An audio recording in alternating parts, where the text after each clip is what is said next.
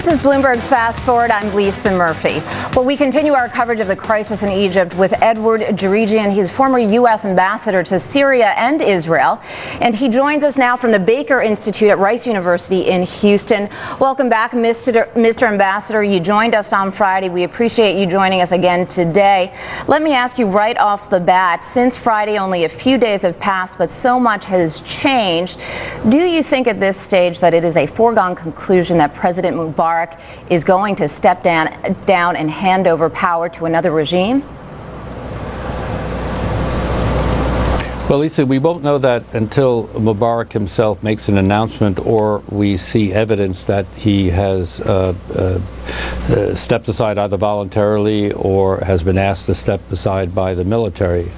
I think that the most likely scenario, in my view, given the events of the past few days, is that the military is clearly in charge of whatever political transition is going to take place in Egypt. I personally think that's basically a good thing because it is the most powerful single institution in Egypt that can maintain law and order and has identified itself with the street by not using live fire on the demonstrators. The fact that Mubarak chose, for the first time in 30 years, a vice president shows already the inklings of a succession scenario, Omar Suleiman.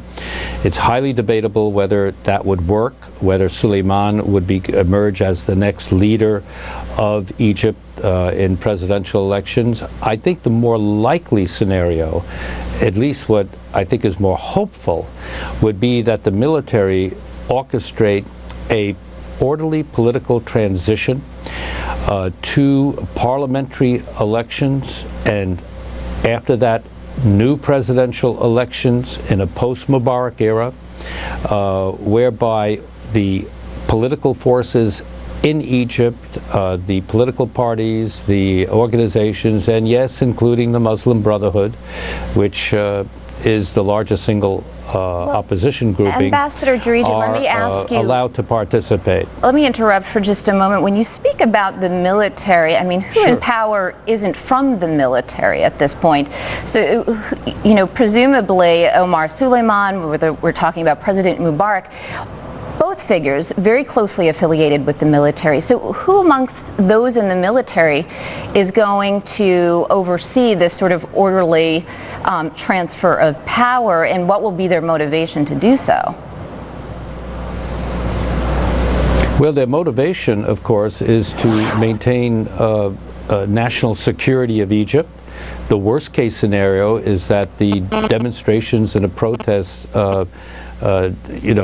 degrade into violence and chaos, and therefore Egypt becomes very vulnerable and nobody knows who will take over in that scenario. So the military has a prime responsibility for maintaining Egypt's national security and its borders. It also has to be very cognizant of what would happen if there was chaos in Egypt and what Israel would or would not do. So therefore, I think the military has a very primary interest in maintaining a peaceful and orderly transition to what is the big question. But the military is not only Omar Suleiman and Hosni Mubarak. Let's not forget that every leader in Egypt since Gamal Abdel Nasser's revolution in '52 came from the military, including Mubarak, as you've mentioned. But the military, the chiefs of staff, the core leadership of the military, the commanders of the various major units of the military, it is a cohesive force that comes from the people. The military isn't sort of aside from the people. The recruits are from the people. Ambassador Djerejian, let me just mention one thing. There is a breaking news banner. You've probably seen it below you, that it does look as if Mubarak will address, this is coming from el-Arabiya, looks like he will actually address the public tonight. We'll wait until we get a definitive word on that, but I did just want to interrupt for just a moment because that should be interesting. But I wanted to ask you on the point of who's likely to take control. I mean, we've talked talked over the last several days, just generally speaking in the media, about the fact that protesters there don't seem to be accepting any concessionary motions made by President Mubarak at the moment, meaning that despite the fact that they may have a great deal of respect for some of the new appointments that he's made, they don't necessarily seem satisfied with anything the president is doing at the moment. A little bit of too little, too late. So let's turn to the Muslim Brotherhood. You mentioned them, and Mohammed el-Baradei, Nobel laureate, very outspoken critic, and seems to be the one, at least with the most political momentum, at least public political momentum, in opposition of President Mubarak. Who is he, and what would it mean should he actually be part of the new government or lead a new government or new regime? Should we see Mubarak step down? Well, what is the key characteristic of what's happening in Egypt, that this is a people's revolt, it's a people's uprising. It's not an Islamic uprising. It's not the Muslim Brotherhood that deliberately spurred this. So it's a socio-economic political uprising on behalf of the Egyptian people. It is leaderless. It has various groups and organizations, especially those that are using the social media and the internet.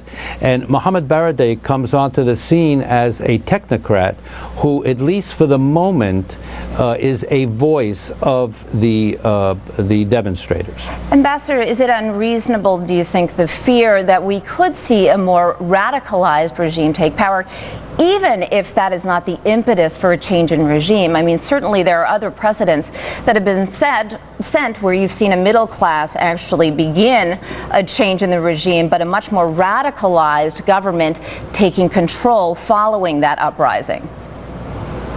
Iran being probably the primary example. We've seen that. You go. Well, you could even go back to the Bolshevik revolution when the Mensheviks took over, and then the Bolsheviks took over with real power behind the throne. I would make a quick analogy with Iran because of the differences of Iran and the Ayatollahs and the society in Egypt. But there's no question that, given the fact that the Muslim Brotherhood remains the single largest opposition grouping, I think in 2005 they got 20% of the vote in the parliament, that even if a transitional government came into place and moderates came into place, that the Muslim Brotherhood could bide its time and work very strongly from within the ranks to ultimately take over. One cannot exclude that possibility.